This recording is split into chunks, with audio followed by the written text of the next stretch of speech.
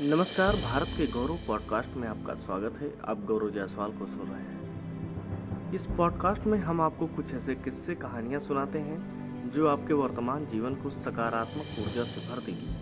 तो चलिए आज के इस पॉडकास्ट की शुरुआत करते हैं। भारतवर्ष के अनमोल रत्न एपीजे अब्दुल कलाम से जुड़े कई किस्से लोगों की स्मृतियों में हैं। कई लोग तो ऐसे भी हैं जो इन किस्सों के गवाह भी रहे हैं।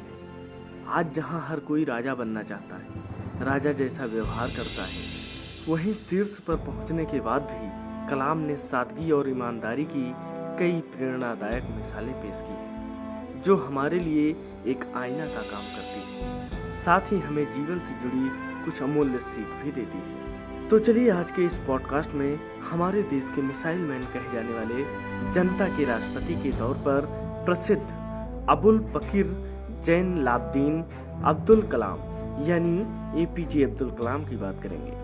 कलाम की जीवनी से जुड़ा एक किस्सा है कि जब एक बार कलाम के कुछ 50 से 60 रिश्तेदार उनसे मिलने राष्ट्रपति भवन पहुंचे थे। कलाम के रिश्तेदारों को स्टेशन से राष्ट्रपति भवन लाया गया, जहां उनका कुछ दिन ठहरने का कार्यक्रम था। तब उनके आने जाने और रहने खाने का सारा खर्च कलाम ने अपनी जेब से दिया था। संबंधित अधिकारियों को साफ निर्देश था कि इन मेहमानों के लिए राष्ट्रपति भवन की कारें इस्तेमाल नहीं की जाएंगी। यह भी कि रिश्तेदारों के राष्ट्रपति भवन में रहने और खाने पीने के सारे खर्च का ब्यौरा अलग से रखा जाएगा और इसका भुगतान राष्ट्रपति के नहीं बल्कि कलाम के निजी खाते से होगा।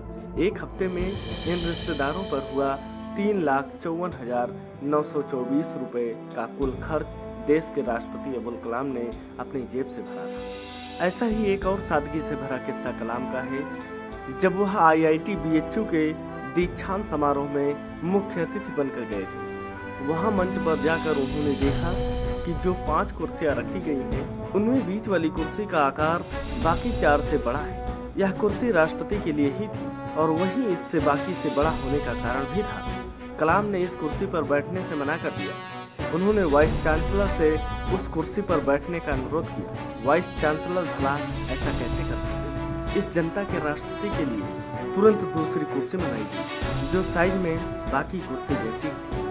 तब कहीं जाकर अब्दुल कलाम कुर्सी पर बैठने के लिए राजी हुए। एपीजे अब्दुल कलाम से जुड़ा तीसरा किस्सा तब का है जब राष्ट्रपति बनने के बाद वे पहली बार केरल गए। उनका ठहरना राजभवन में हुआ। वहाँ उनके पास आने वाले सबसे पहला मेहमान कोई नेता या अधिकारी नहीं, बल्कि सड़क पर बैठने वाला एक मोची और एक छोटे से होटल का मालिक था। एक वैज्ञानिक के तौर पर कलाम ने त्रिवेंद्रम में काफी समय बिताया था। इस मोची ने कई बार उनके जूते गांठे थे और उस छोटे से होटल में कलाम ने कई बार खाना खाया था। कलाम की सादगी ऐसी कि आज शीर्ष पर पहुंचने के बाद भी कलाम ने उनसे जुड़े छोटे से छोटे व्यक्ति को याद किया।